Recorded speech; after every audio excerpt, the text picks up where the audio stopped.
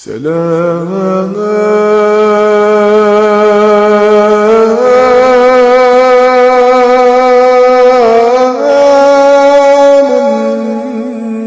سلام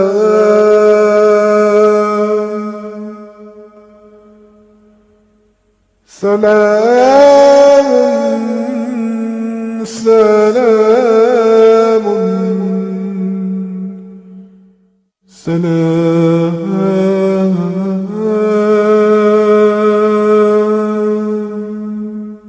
We make peace a symbol of ours. In the name of peace we gather here now. Oh Lord, please. Assalamu alaikum wa rahmatullahi wa barakatuh. Welcome back to The Proof that Islam is the Truth, where in these episodes we've been discussing some of the amazing scientific miracles of the Quran. Information in a book 1,400 years old that every Muslim believes is the uncreated word of Allah, the creator of the heavens and the earth, revealed for the benefit and the guidance of all of humanity. But it's not just a claim that we make, it's something that we can back up with evidence.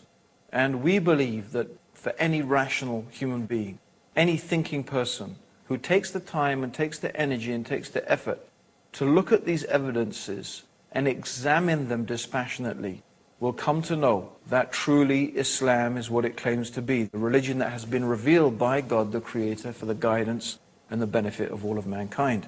And in our last episode, we were talking about some amazing facts in the Quran concerning the universe, how the Quran had described the universe is expanding, that the universe has a common origin, and that the universe that we know it as today was formed out of a gaseous mass, and how all of this information was only discovered recently. Let's look at some more verses of the Quran concerning cosmology. One of the verses we want to mention is that Allah is the one who created the night and the day, the sun and moon. Each one is traveling in an orbit with its own motion. Now it's interesting that the Arabic word referring to movement with self-propelled motion is the verb sabaha. And yasbabuna is what the actual text mentions. Now, this implies a motion that comes from the body in question itself. So if it takes place in water, it means to swim. If it means on land, it means to walk. So the implication is the movement is coming from the body itself. So if it was talking about something in space, it would mean to rotate. It would itself rotate. Now, this is amazing. The Quran is talking 1,400 years ago about the earth and the moon and the sun rotating. If you are perhaps thinking that the sun is static, it's not. The sun, as does the earth, as does the moon, they all rotate. Of course, the earth, however, rotates around the sun. The sun rotates around its own axis. So it is actually quite correct, is saying. And of course, the earth is in orbit around the sun. And also, by the way, the sun is also in orbit. But it is in orbit round the center of the galaxy. In fact, it is believed that ultimately, if the sun keeps going in its orbit, it would ultimately end in what is known as the solar apex, a sort of position that it will end up in the center of the galaxy. So what we find here is that the Quran is talking about things that no one could really know this information 1,400 years ago. It is scientifically accurate. The idea of the alternation of the night and the day and of the spherical nature of the earth is actually implied in the 31st surah and the 29th ayah of the Quran. Have you not seen how Allah merges the night into the day and the day into the night? And in another verse, the 39th chapter, in the 5th ayah or the 5th verse, the Quran mentioned He coils the night upon the day, and He coils the day upon the night. And this word that is used in the Quran, in the original Arabic, is kawarra. Kawarra, in its original meaning, means the action of coiling a turban around your head. Coiling a turban. So it describes kawarra, how the night and the day coils one round the other. And you can find that the description of the interpenetration of one sector by another is expressed in the Quran just as if the concept of the earth's roundness had already been conceived at the time. Which is, except for a few, there were a few philosophers who had theorized that the earth was round, but it was not really a generally accepted idea. But it is something that is implied in the Quran, and certainly we can gather this today from our present day knowledge. It's a very another interesting aspect that in one place in the Quran, the word that is used to describe the shape of the earth is the same word that is used to describe the egg of the ostrich. Now, looking at this globe, for example, you may imagine that the earth is completely spherical. But in reality, that is not the case. The earth is slightly misshaped. It is not a perfect sphere. And in fact, slightly elongated, rather like an ostrich egg. So it is incredible also that the Quran is describing that shape of the earth. At least this is a possible interpretation of those verses. Certainly we can say that none of these things actually contradict present modern scientific knowledge. In fact, if you think about it, if we were only to bring a book 1,400 years old and you were to find absolutely no contradictions, and I don't mean here to say that the Quran affirms anything. Let's say it doesn't affirm any scientific knowledge. Let's say it didn't even preempt any scientific knowledge. Let's say there was nothing special in the Quran, which of course is not the case because I've spent a couple of episodes showing you exactly how amazing the Quran is when it talks about aspects of the universe and the world in which we live. But let's just say those things were not there. Let's just say there was nothing that contradicted present day knowledge. That itself alone would be remarkable. Because the superstitions and the beliefs that people had 1,400 years ago were remarkable. For example, the ancient Greeks believed that the Milky Way is the band of stars that you can see in the sky. In fact, it constitutes our galaxy. They believed that the Milky Way was produced when a particular Greek goddess was breastfeeding her child, and the child bit her breast and her milk spilled out, and that's how the Milky Way got to be in the universe. That's their legend of how the Milky Way came to be there. Of course, today we probably all had a good laugh at that and how totally ridiculous it is. How come the Quran does not have any stories like that? How come the Quran does not have any fantastical descriptions of the origin of the universe and the earth? We find it doesn't. We find that what it says can be perfectly, easily, and sensibly reconciled with modern scientific knowledge. No. Indeed, many of the verses preempt what scientists have discovered today. Don't go away. We've got more for you in the next part of the proof that Islam is the truth after the break.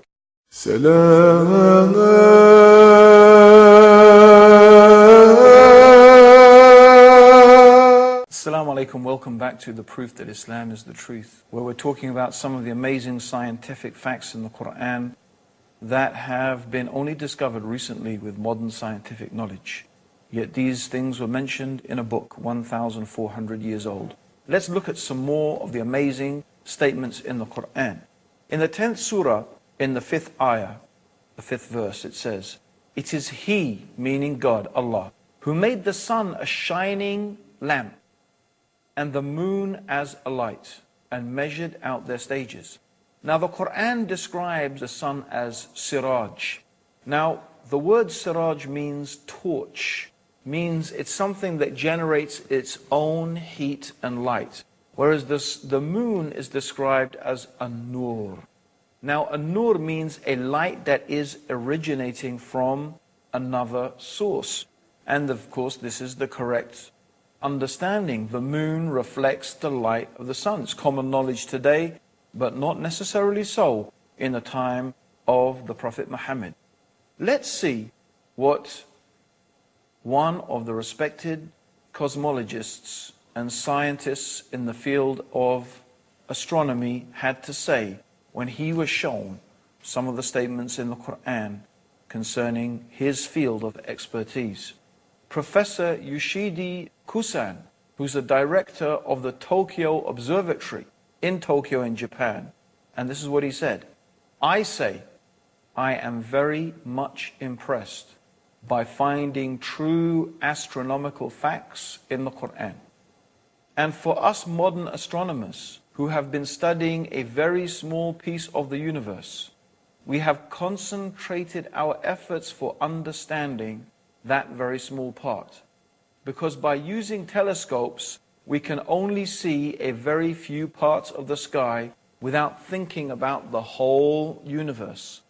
So by reading the Quran and by answering to questions, I think I can find my future way for investigating the universe. What he's saying is that the one who is writing the Quran, the one who is revealing the Quran, the one who is speaking the words of the Quran, is talking as if he is looking at the whole universe together, as opposed to the scientist who concentrates on observing this bit or that bit of the universe, which is what most astronomers do. Who is it that sees the whole universe altogether? Who is it who sees all things in all places in all times, except Allah, the Mighty, the Wise? So these are some of the amazing scientific facts, and we're going to move on also to another area that particularly interested me, because when I was at school, one of the subjects that I studied was geography, and a sub-subject of that was, of course, geology. And I do remember when I first read the Quran 20 years ago, and it was reading the Quran that motivated me to embrace Islam. One of the things that stuck in my head, and I remember it until today, was coming across the descriptions in the Quran of mountains. So let's go through some of the things the Quran says about mountains. For example, in the 78th surah, in verses 6 to 7, Allah says, have we not made the earth an expanse and the mountains stakes? The word that is used here is otad. Otad, meaning stake, is like the peg of the tent. So the peg of the tent goes into the ground. It holds the rope that holds the tent. So you have a small part of the peg sticking up from the ground, but the majority of the peg is inside the ground. The Quran also says in the 31st surah, or the 31st chapter, in the 10th verse, and Allah has cast into the mountains, standing firm, so that it does not shake with you. Now today, with modern sonar technology, they have been able to bounce sound waves down through the earth's crust.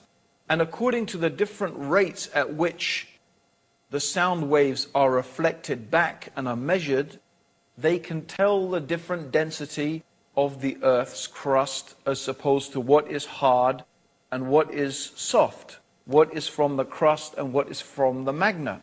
And what they have discovered with this technology is exactly what the Quran was saying 1,400 years ago, that the mountains have roots. The mountains, like the peg of the tent, not only do they go above the earth's surface, the mountains go deeply into the earth's core. And they act, it has been theorized, as stabilizers. They help to stabilize the earth's surface. And there's two ways in which they do that. Number one, because the earth is composed of tectonic plates. The crust of the earth is actually made of different plates. And it is the movement of these plates that causes earthquakes. When these plates move against each other, the friction of that movement causes earthquakes.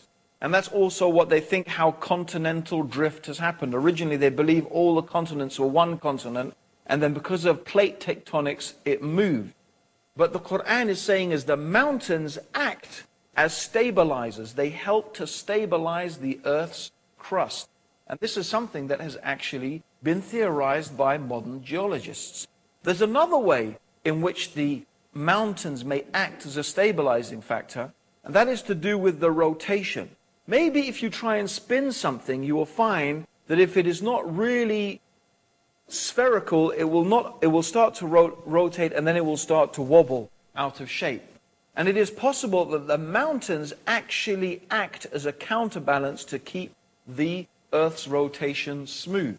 I do stress, of course, that these are theories, but it is very interesting what the Quran is saying 1,400 years ago, and that it seems to be preempting the ideas and the knowledge that is being produced by modern day science. Certainly, it is a fact that is established that the mountains have roots, and the Quran is saying that the mountains are like autad, the pegs of a tent. So this is a remarkable scientific fact. It's one I remember sticking in my mind when I first read the Quran about 20 years ago. So these are one of the remarkable things. Also, the Quran mentions some aspects of animal and plant life. For example, the 16th chapter of the Quran is called Surah An-Nahl, which means the surah of the bee. And one of the aspects of the Quran in this surah, it is talking about the bee. And it's very interesting that the word that is used in the Quran for the bee that flies around gathering honey or gathering the nectar for the honey, it is used in the female form. The gender that it is used is feminine. Although until recently it was believed that the bees were actually soldiers, they were males, and the ruler of the hive was a king. But as it happens, in fact, we know that the bees are indeed female, and they are owned or they are headed by a queen. That's why we say the queen bee. It's also true that the Quran mentions that plants have different genders, and the winds are a means of fertilization for the plants. So in the 15th chapter of the Quran, in the 22nd verse, it says that we, meaning Allah the Creator, this is the we of nobility. Does not mean there is more than one God, of course.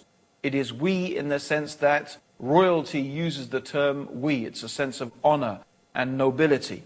So the royal we, they call it. We sent forth the winds that fesontate. That means that the fertilize things. These are all recently discovered things. Also, we find the Greek philosopher Democritus, who lived from 460 to 361 BC. He advanced the theory that matter was composed of tiny indivisible particles called atoms. And they believed that this was the base upon which all of things were made, and there was nothing smaller than the atom. However, modern science has discovered that atom is in fact divisible, and the atom has been split, and the atom itself is composed of smaller elements. The Quran says 1,400 years ago, in the 34th chapter and the 3rd ayah or the 3rd verse, He is aware of an atom's weight in the heavens and on the earth, and even anything smaller than that. Meaning there is something smaller than an atom. And Allah, God, is aware of it. Every single thing. There's another thing I want to mention. God mentions in the Quran some amazing things about the human beings. And one of the things is about our nerves. Here is a very frightening and terrifying passage of the Quran. It's mentioned in the 75th chapter in ayahs 3 to 4.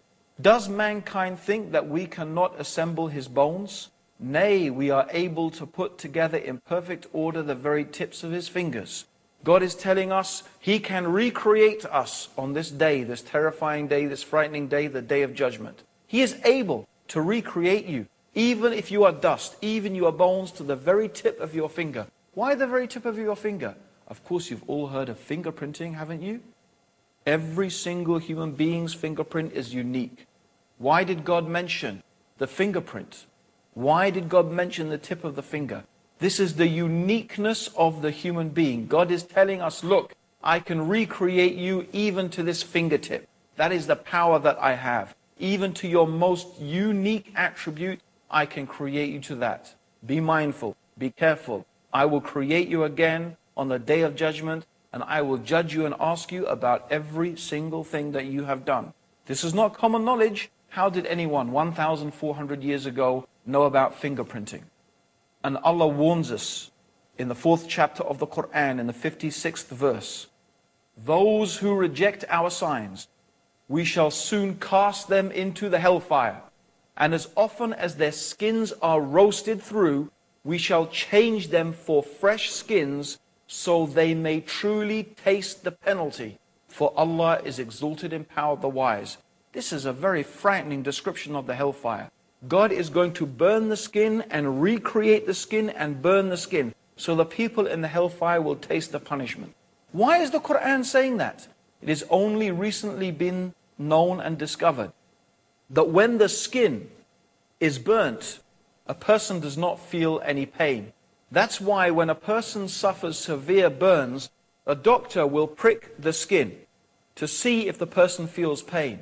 If he feels pain, there are still nerve receptors left. If he does not, that means his skin has been so badly burnt, he cannot feel pain. So if God put people in the hellfire, and the hell burnt their skins, after that they will not feel the pain. So Allah is going to recreate the skin again, so they will keep on tasting the punishment. It is a very severe warning from the one who has created you. He knows you better than you know yourself. And He is warning you in His book of His knowledge and His ability, that if you do not believe in Him and follow His guidance, see what is waiting for those people who reject the faith. My dear listeners, we have only one more thing we want to mention. The tree of Zakum, which will be the food of sinners, and it will be like boiling oil that will boil in their bellies, like the boiling of scalding water. Taste this, Allah says in the Quran. Verily you are pretending to be the mighty, the generous. Look at those arrogant people, pretending to be mighty, pretending to be generous, but taste the tree of Zakum that will boil in your belly. And it says they will drink a water that cuts their bowels to pieces. It is very interesting that thermal receptors are not present in the intestines, but it is in the bowels. And the contents and the receptors in the bowels are highly sensitive. It's a very, very sensitive area, and that is where pain is initiated. It's not a common knowledge 1,400 years ago, but it is a fact that is mentioned in the Quran as a stark warning to all those people who reject faith in God. God has combined the scientific facts with the severe warnings of those who disbelieve in Him. Our invitation is to invite you to His mercy, to His guidance and His forgiveness by accepting these truths, the proof that Islam is the truth.